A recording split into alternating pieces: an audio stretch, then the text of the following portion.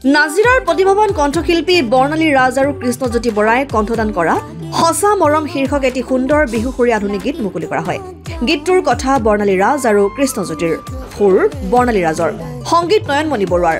বৰ্ণালী ৰাজ musical নামৰ YouTube চেনেলৰ জৰিয়তে উপলব্ধ গীতটিক শ্ৰোতাই আদৰি ল'বলৈ অনুৰোধ জনাইছে গীতটিত কণ্ঠদান কৰা শিল্পী বৰ্ণালী ৰাজে। নমস্কাৰ, আপোনালোক আটাইকে নতুন বছৰৰ শুভেচ্ছা জনাইছোঁ আৰু আপোনালোকৰ চেনেলৰ জৰিয়তে সমূহ অসমবাসী ৰাইজলৈ বিহুৰ শুভেচ্ছা আৰু নতুন বছৰৰ শুভকামনা জনাইছোঁ। আৰু এটি গীত মই লৈ আনিছোঁ সকলোৰে বাবে। গীতটিৰ শীৰ্ষক হৈছে সঁচা মৰম।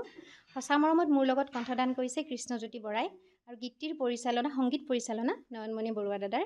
আৰু গীতটি আজি শুভমুক্তি লাভ কৰিব মোৰ ইউটিউব চেনেল বৰ্ণালী ৰাজ মিউজিকেলত।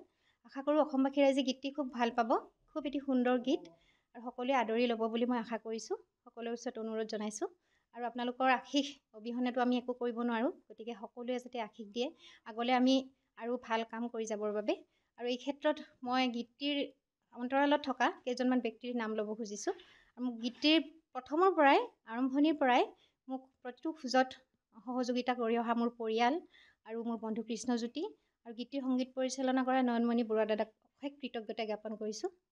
সংগীতৰ লগত আপোনাৰ কেতিয়া জড়িত? মই সংগীতৰ লগত সৰুৰ পৰাই জড়িত। সংগীত সৰুৰ পৰাই ভাল পাওঁ আৰু তেনেকৈ কৰি কৰি এতিয়া প্ৰচেষ্টা চলাই আছোঁ আগবাঢ়ি যাবৰ বাবে।